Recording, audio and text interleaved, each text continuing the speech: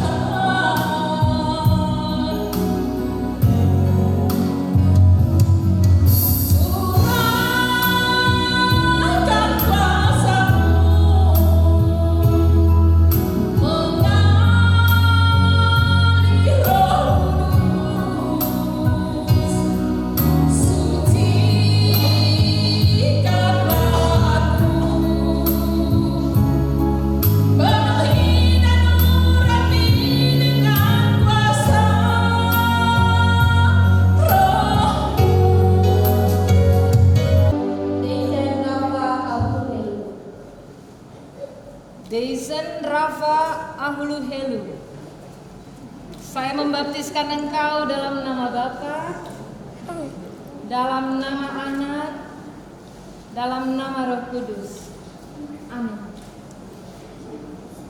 Nyanyian rohani 87 bait 4. Ditabiskanlah ia tadi.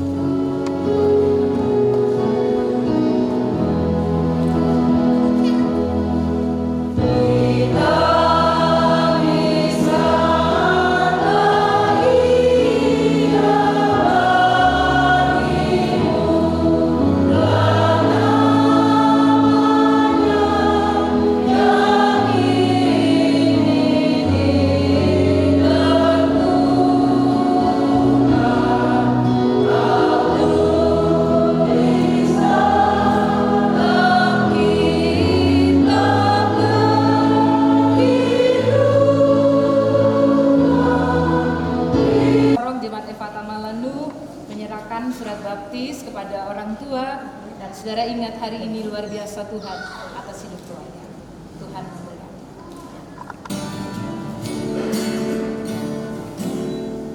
Seperti fajar di pagi hari ini,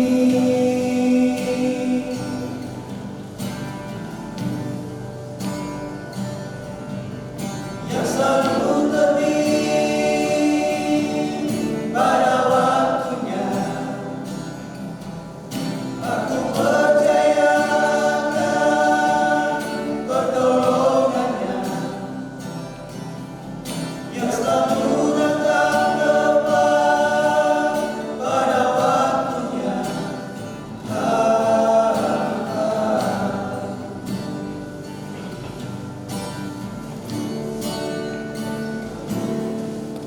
dalam keadaan apapun aku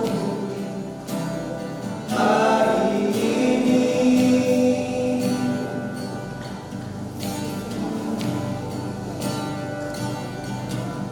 Bapa yang mendengar saat aku berteriak,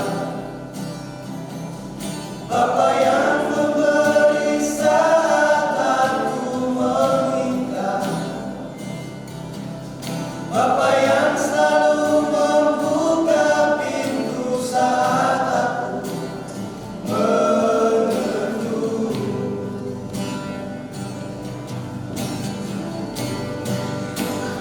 Saat ini ya Tuhan, aku datang dan berseru,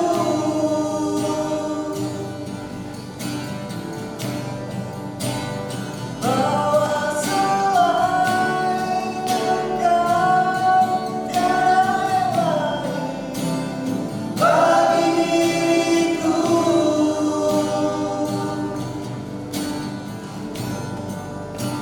Dan ingin ku berkata sekaliku, jangankan hatiku habis terjang,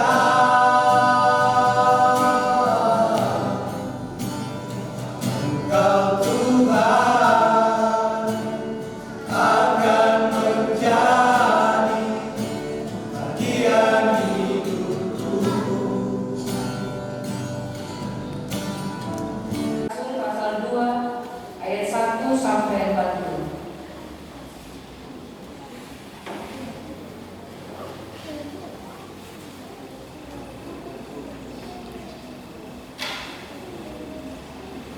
Kita akan berdoa sesuai dengan apa yang tertera dalam tata ibadah itu Bapak Saudara mengikuti. Mari kita berdoa. Ya Tuhan, firman-Mu itu adalah pelita bagi kakiku dan terang pada jalanku.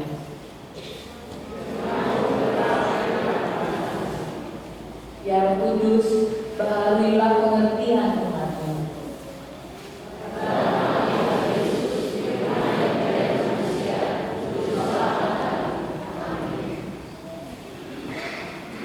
Demikianlah firman Tuhan yang terdapat di dalam Kisah Para Rasul pasal 2 ayat 1 sampai 40. Lembaga Alkitab Indonesia memberi memberi judul ada dua, Pentakosta dan Tabla Petrus.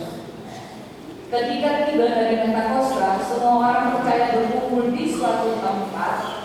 Tiba-tiba turunlah dari langit suatu bunyi seperti tiupan angin keras yang memenuhi seluruh rumah di mana mereka duduk. Dan tampaklah pada mereka tiga-tiga seperti nyala api yang bertebar dan hingga pada mereka masing-masing. Maka berulang mereka dari Roh Kudus, lalu mereka mulai berkata-kata dalam bahasa lain seperti yang diberikan oleh Roh itu kepada mereka untuk mengatakannya. Waktu itu di Yerusalem diam orang-orang Yahudi yang saleh dari segala bangsa di bawah kolong langit. Ketika turun bunyi itu berkerumunlah orang banyak. Mereka bingung karena mereka masing-masing mendengar rasul-rasul itu berkata-kata dalam bahasa mereka sendiri. Mereka semua tercengang-cengang dan heran lalu berkata, bukankah mereka semua yang berkata-kata itu orang Galilea? Bagaimana mungkin kita masing-masing mendengar mereka berkata-kata dalam bahasa kita sendiri, yaitu bahasa yang kita pakai di negeri asal kita? Kita orang Partia, Media, Elam, penduduk Mesopotamia, Yudea dan Kapadokia, Pontus dan Asia, Frigia dan Pamfilia, Mesir dan daerah-daerah Libya yang berdekatan dengan Kirene, pendatang-pendatang dari Roma, baik orang Yahudi maupun penganut agama Yahudi, orang Kreta dan orang Arab. Kita mendengar mereka berkata-kata dalam bahasa kita sendiri tentang perbuatan-perbuatan besar yang dilakukannya. Mereka semuanya tercengang-cengang dan sangat termangu-mangu sambil berkata seorang kepada yang lain, apakah artinya ini? Tetapi orang lain menyindir, mereka sedang mabuk oleh anggur manis. Maka bangkitlah Petrus berdiri dengan ke-11 rasul itu dan dengan suara nyaringnya berkata kepada mereka, hai kamu orang Yahudi dan kamu semua yang tinggal di Yerusalem, ketahuilah dan camkanlah perkataanku ini. Orang-orang ini tidak mabuk seperti yang kamu salahkan, karena hari baru pukul 9. Tetapi itulah yang difirmankan Allah dan perantaraan Nabi Yoel. Akan terjadi pada hari-hari terakhir demikianlah firman Allah, bahwa aku akan mencurahkan roh ke atas semua manusia. Maka anak laki-laki dan anak dan perempuan akan bernubuat, dan teruna-terunamu akan mendapat penglihatan, dan orang-orang yang tua akan mendapat mimpi. Juga ke atas hamba-hambaku laki-laki dan perempuan akan kucurahkan roh pada hari-hari itu, dan mereka akan bernubuat. Dan aku akan mengadakan mujizat-mujizat di atas di langit dan tanda-tanda di bawah di bumi, darah dan api dan gumpalan asap. Matahari akan berubah menjadi gelap gulita dan bulan menjadi darah, sebelum datangnya hari Tuhan, hari yang besar dan mulia. Dan barang siapa yang berseru kepada nama Tuhan akan diselamatkan. Hai orang Israel, dengarlah perkataan ini. Jangan memasukkan dialah Yesus dari Nazaret, seorang yang telah ditentukan Allah dan yang dinyatakan kepadamu dengan kekuatan-kekuatan dan mujizat-mujizat dan tanda-tanda yang dilakukan oleh Allah dengan perantaraan Dia di tengah-tengah kamu, seperti yang kamu tahu. Dia yang diserahkan Allah menurut maksud dan rencananya telah kamu salibkan dan kamu bunuh oleh tangan bangsa-bangsa durhaka. Tetapi Allah membangkitkan Dia dan melepaskan Dia dari sengsara maut, karena tidak mungkin Dia tetap berada dalam kuasa maut itu. Sebab Allah berkata tentang Dia, aku senantiasa memandang kepada Tuhan, karena Dia berdiri di sebelah kananku. Aku tidak goyah, sebab itu hatiku bersukacita dan jiwaku bersorak-sorak. Bahkan tubuhku akan diam dengan tenteram, sebab Allah tidak menyerahkan aku kepada dunia orang mati, dan tidak membiarkan orang kudusmu melihat kebinasaan. Engkau memberitahukan kepadaku jalan kehidupan. Engkau akan melimpahi aku dengan sukacita di hadapanmu. Saudara-saudara, aku boleh berkata-kata dengan terus terang kepadamu tentang Daud, bapa bangsa kita, yang telah mati dan dikubur dan kuburannya masih ada pada kita sampai hari ini. Tetapi ia adalah seorang nabi dan dia tahu bahwa Allah telah berjanji kepadanya dengan mengangkat sumpah bahwa ia akan mendudukkan seorang dari keturunan Daud sendiri di atas tahtanya. Karena itu, dia telah melihat ke depan dan telah berbicara tentang kebangkitan Mesias ketika ia mengatakan bahwa dia tidak ditinggalkan di dalam dunia orang mati dan bahwa dagingnya tidak mengalami kebinasaan. Yesus inilah yang dibangkitkan Allah, dan tentang hal itu kami semua adalah saksi. Dan sesudah ditinggikan oleh tangan kanan Allah dan menerima Roh Kudus yang dijanjikan itu, Sebab bukan Daud yang naik ke sorga, malahan Daud sendiri berkata, Tuhan telah berfirman kepada Tuhanku, duduklah di sebelah kananku sampai membuat musuh-musuhmu menjadi tumpuan kakimu. Jadi seluruh kaum Israel harus tahu dengan pasti bahwa Allah telah membuat Yesus yang kamu salibkan itu menjadi Tuhan dan Kristus. Ketika mereka mendengar hal itu, hati mereka sangat terharu. Lalu mereka bertanya kepada Petrus dan rasul-rasul yang lain, apakah yang harus kami perbuat, saudara-saudara? Jawab Petrus kepada mereka, bertobatlah dan hendaklah kamu masing-masing memberi dirimu dibaptis dalam nama Yesus untuk pengampunan dosamu. Maka kamu akan menerima karunia Roh Kudus. Sebab bagi kamulah janji itu, dan bagi anak-anakmu, dan bagi orang yang masih jauh itu sebanyak yang akan dipanggil oleh Tuhan Allah kita. Dan dengan banyak perkataan lain lagi yang memberi suatu kesaksian yang sungguh-sungguh dan yang mengecam dan menasihati mereka, katanya, berilah dirimu diselamatkan dari angkatan yang jahat ini. Demikian jauh membaca firman Tuhan. Berbahagia kita yang membuka hati dan pikiran terhadap pekerjaan Roh, mengerti dan akan melakukannya. Haleluya.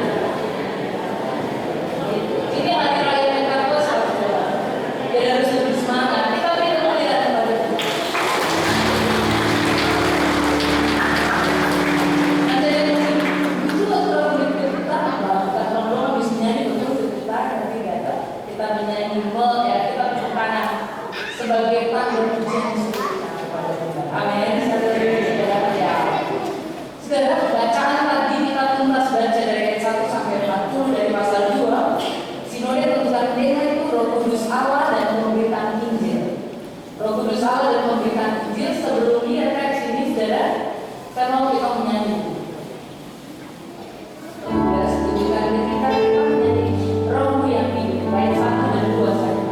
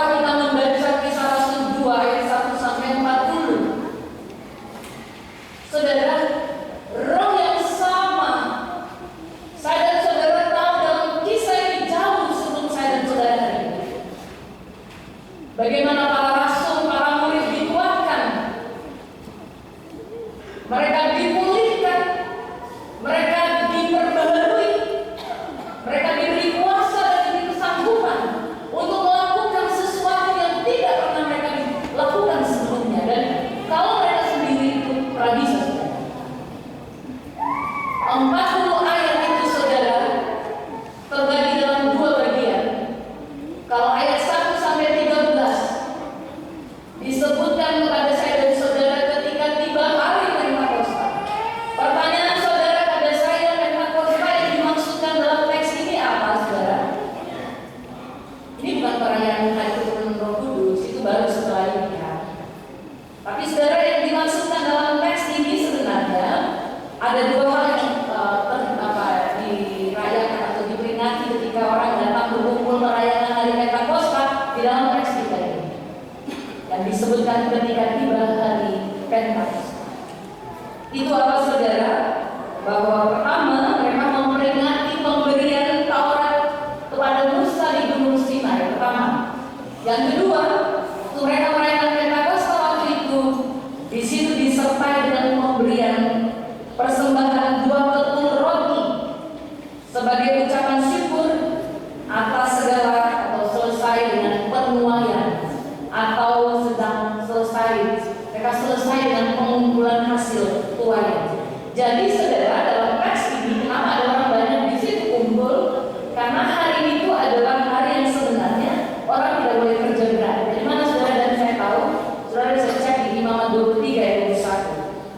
Dan sekali lagi, kalau tidak banyak kerja berat, itu hari libur dan orang banyak berkumpul. Itu gambaran pertama saya dan saudara. Yang kedua, di ayat 1 sampai 13 itu apa yang terjadi? Teks kita menyebutkan bahwa ada tiupan angin keras, lidah-lidah seperti nyala api, para rasul dipenuhi dengan Roh Kudus, dan saudara, ada bicara dalam bahasa-bahasa lain. Mereka menyampaikan berita Injil dalam bahasa lain. Saudara tanya saya juga pasti ya, bahasa lain itu yang maksudnya mana ya? Bahasa lain dalam teks ini seperti apa? Nah saudara, khotbah ini berulang-ulang. Setiap hari Pentakosta pasti kita mulai baca teks ini ya. Hari ini saya harus pengajaran buat saudara untuk memahami teks ini. Kita bisa lihat ada beberapa bagian maksud. Pertama, kita perlu lihat siapa yang datang, siapa yang hadir pada saat hari Pentakosta itu. Nah, di ayat-ayat kita di ayat 9 itu kan dijelaskan. Saya menunjukkan kepada saudara-saudara yang bawa Alkitab sudah lihat teks. Ada 2 kelompok yang datang di hari Pentakosta itu. Kelompok pertama itu di ayat 9. Kalau orang Partia, Media, Elam, dan Mesopotamia, itu kelompok 1, kelompok pertama. Kelompok kedua itu Yudea, Kapadokia, dan seterusnya. Kenapa saya tunjukkan ini kepada saudara? Supaya nanti saudara dan kita semua tuh mengerti yang dimaksudkan dengan bahasa-bahasa lain itu apa. Nah, saya tunjukkan 2 kelompok itu. Nah, supaya saudara tahu bahwa kelompok pertama itu, yang 4 pertama tadi, itu orang-orang yang beri di perantauan. Lo bicara bahasa pakai bahasa apa? Lo pakai bahasa Arab. Orang-orang ini mereka sebenarnya keturunan Yahudi yang pernah terbuang ke Asyur. Oke, saudara ada pengetahuan dari dia. Kelompok 1, kelompok yang pertama. Kelompok yang kedua itu adalah saudara yang tadi saya sebut Libya, Kapadokia, dan seterusnya. Itu orang-orang Yahudi yang merantau ke arah barat Palestina. Dan mereka bicara dengan bahasa Yunani. Oke, saudara. Jadi, yang dimaksudkan dengan bahasa-bahasa lain itu adalah bahasa Arab dan bahasa Yunani. Nah, lewat kuasa Roh Kudus, para rasul dapat melakukannya. Mereka dapat bicara, dan orang-orang yang punya bahasa Arab dan bahasa Yunani itu mereka bisa mengerti. Lalu, pada ayat selanjutnya, saudara lihat, luar biasa, sangat menakjubkan pekerjaan Roh Kudus itu. Ada 3.000 orang terima Yesus. Dan saudara lihat, itu apa? Kita dapat memaknai ya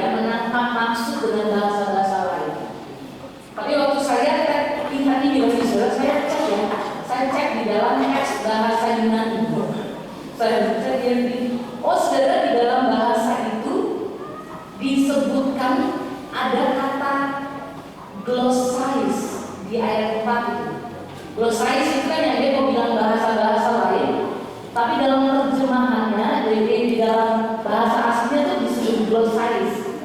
Terus saya lihat di pasal 10 ayat 46 juga ada kata glossaris. Lalu di 1 Korintus 12 juga ada kata glossaris. Ini menunjuk apa, saudara? Menunjuk pada bahasa lidah. Jadi orang di GBK itu orang kalau bicara dengan bahasa lidah dan bahasa roh. Tapi saudara, bahasa lidah, glossaris ini kita bisa ada dalam dua pengetahuan dari hari ini. Ada yang disebut dengan istilah kriptolalia. Kriptolalia itu bahasa lidah orang bicara tentang terang-terang. Apa bicara apa tuh? Kalau saudara itu saudara dengar. Ada yang saudara tidak mengerti. Itu kriptolalia. Lalu yang berikutnya itu ada dengan istilah xeno pakai X, xenolalia. Xenolalia itu saudara bahwa waktu orang bicara dalam bahasa lain, bahasa lidah itu orang lain mengerti. Nah, kita pegang pendapat bahwa sebenarnya xenolalia itu kalau orang bicara dalam bahasa lidah aja dimengerti orang lain. Nah, dalam peristiwa itu saudara, ketika xenolalia orang lain mengerti, paling penting adalah ada dua hal terjadi. Kalau kita memahami bahasa lidah itu dengan pengertian xenolalia, ada dua hal terjadi. Dua hal itu apa, saudara?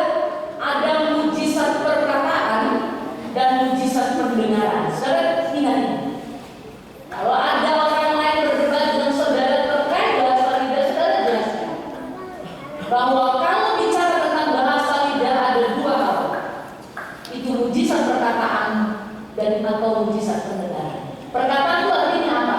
Saya orang Indonesia, saya tidak bisa bicara bahasa Jerman misalnya. Lalu saya bicara, saya langsung bisa bicara bahasa Jerman, didengar oleh orang Jerman, saya sedang bicara bahasa Jerman. Itu mujizat perkataan, orang langsung bisa kata terjangkau. Atau mujizat pendengaran. Saya tetap bicara bahasa Indonesia, tetapi orang yang mendengar itu dia mendengarnya di dalam bahasa Jerman. Itu sesuatu yang mustahil, something impossible, sesuatu yang tidak mungkin di pikiran kita. Tapi itulah pekerjaan Allah. Jadi ibu bapak saudara-saudara, terjadi sekali lagi para murid, para rasul luar biasa. Ketika Roh Kudus berkuasa di hari Pentakosta, memberi kesanggupan kepada para murid untuk menyuarakan tentang siapa saudara, tentang Kristus, tentang sebuah kebenaran.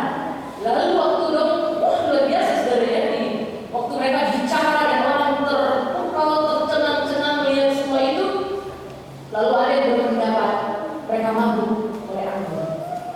Begitu sudah, nanti kalau kamu sekarang juga, nanti kalau kamu kalau bicara firman bersemangat, pindah di apostat apa?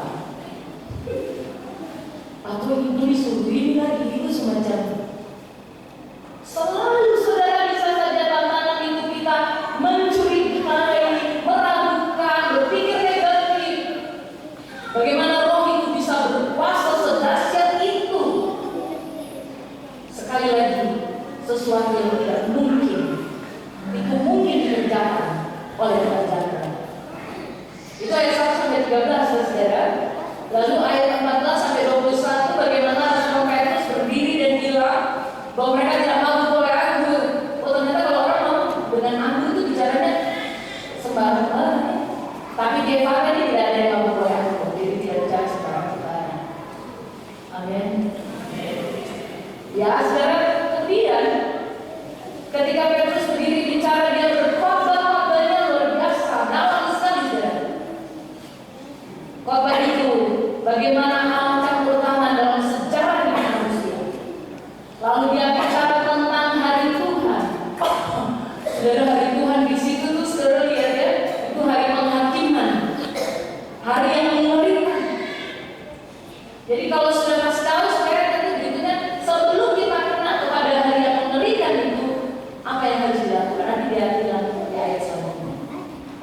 Itu di ayat 14 sampai 21. Kemudian di ayat 22 sampai 36,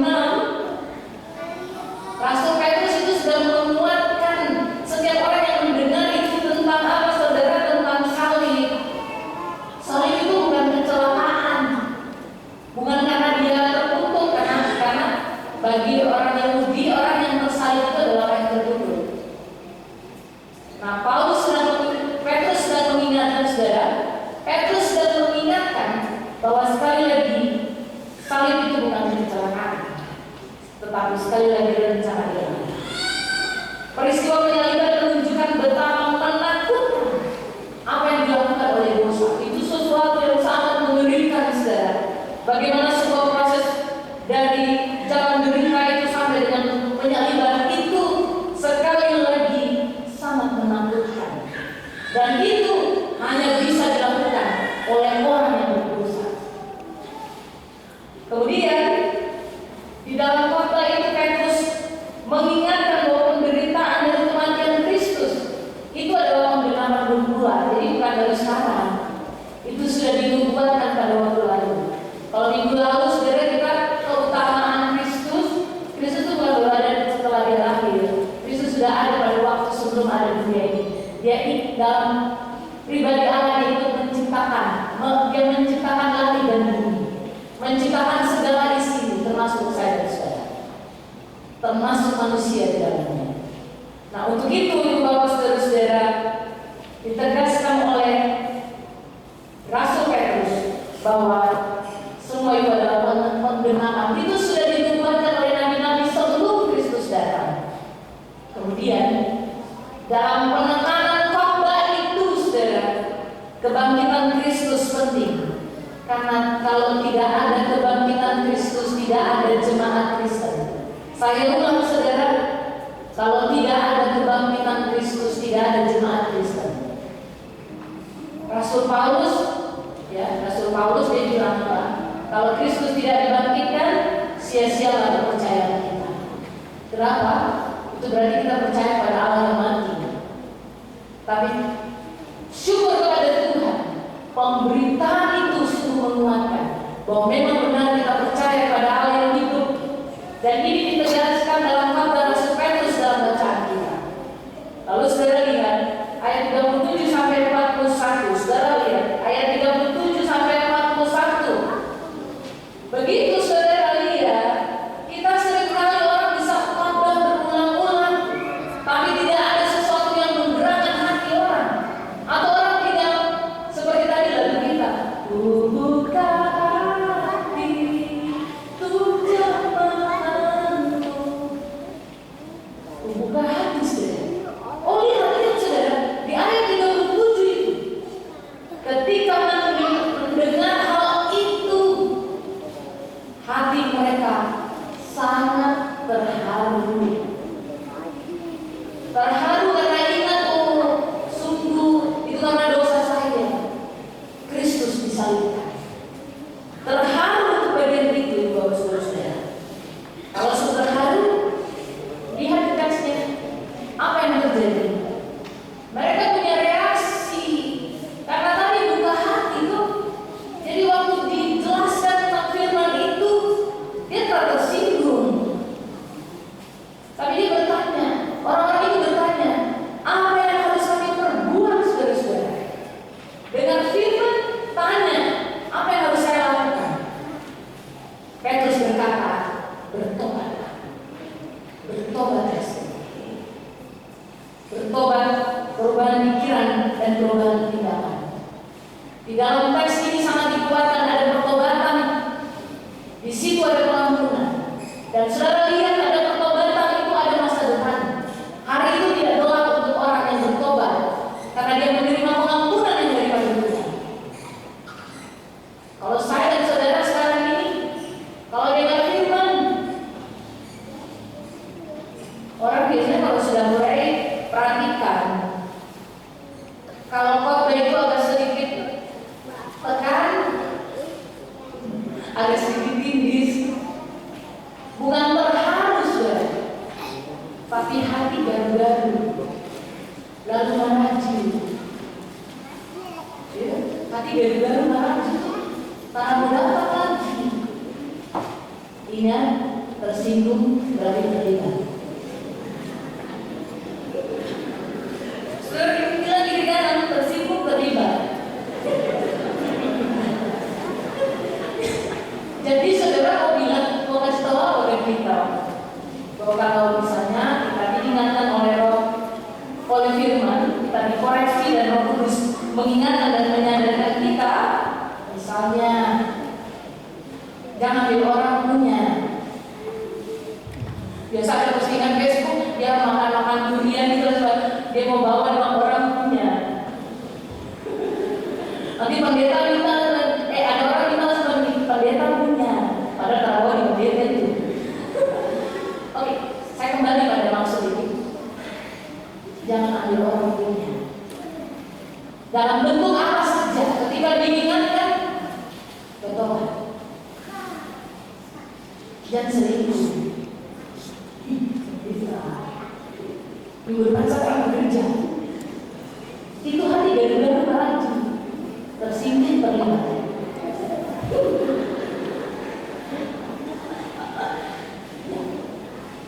Apa lagi saudara? Kalau firman bilang jangan mau, karena kau pikir ekstro gitu. Ternyata kalau malu itu kita direndahkan orang. Apalagi karena dosa mas bertobat, tapi di Epata tidak ada ya.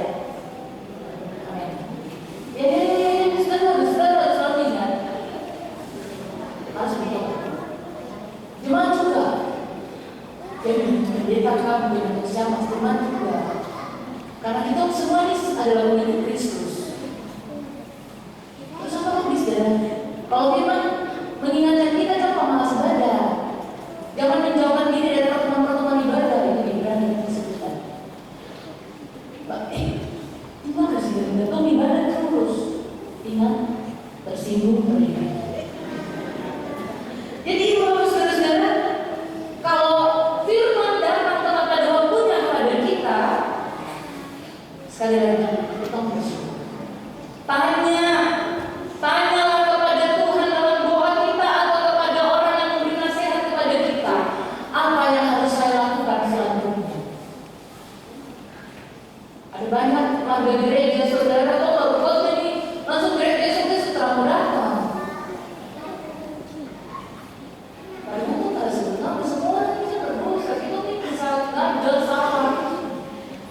Bersyukur bahwa kita diingatkan.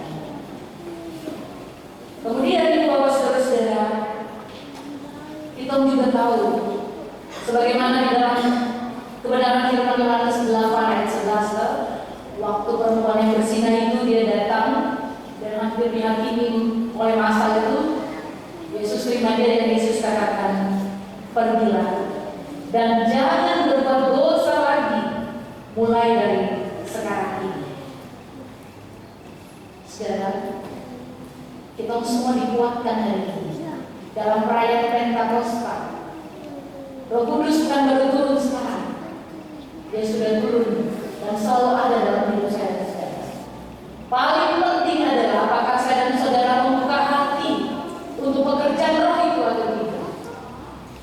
Ingat saudara dan saya juga bisa bicara dalam bahasa lain untuk orang lain. Tapi jangan menunda.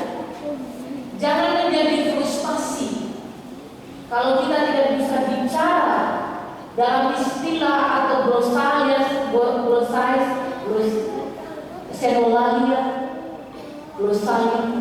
glosolalia, itu bahasa lidah.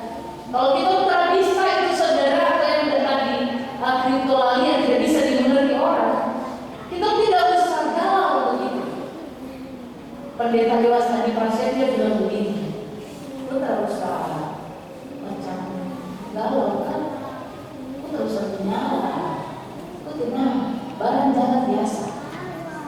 Barang jalan biasa itu apa saudara? Bahwa paling penting bahasa yang harus keluar dari hidup kita adalah bahasa cinta. Perkataan kita membawa orang lain kepada Yesus.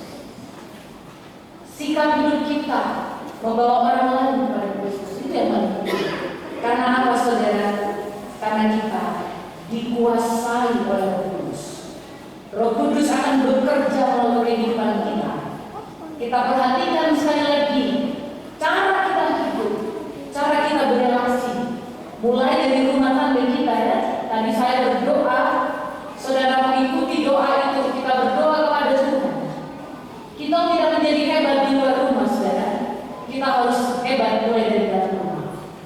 Kalau perintah memberitakan Injil itu dengan kuasa Roh Kudus itu, mulai dari Yerusalem sampai ke ujung bumi, ke seluruh dunia. Ingat, pemberitaan Injil itu harus mulai dari rumah tangga. Seorang suami jangan hebat di luar rumah. Saudara harus mulai hebat dari dalam rumah. Karena kuasa yang Kristus berikan lewat Roh Kudus itu bukan hanya untuk saudara hebat di kantor, di rumah, dan di mana-mana. Demikian juga ibu, saudara tidak hebat hanya di luar rumah, di kantor, di mana saja saudara berada. Saudara hebat sebagai orang tua, mulai dari rumah. Saudara harus bisa membawa anak-anak semakin dekat kepada Tuhan. Makin dekat Tuhan. Karena dengan begitu saudara, keluarga saudara adalah keluarga yang memberitakan Injil karena kekuatan Roh Kudus ini. Dari rumah saudara pergi ke gereja, dari rumah saudara pergi ke tempat kerja, dari rumah saudara pergi ke kantor, ke kampus, ke sekolah, ke pasar, dan ke mana saja. Ingat, hidup saudara harus menjadi Roh Kudus menolong saya dan saudara selama merayakan hari raya Pentakosta, baik saudara maupun keluarga yang membawa anak yang untuk dibaptis. Ingat, hidup saudara harus dipenuhi.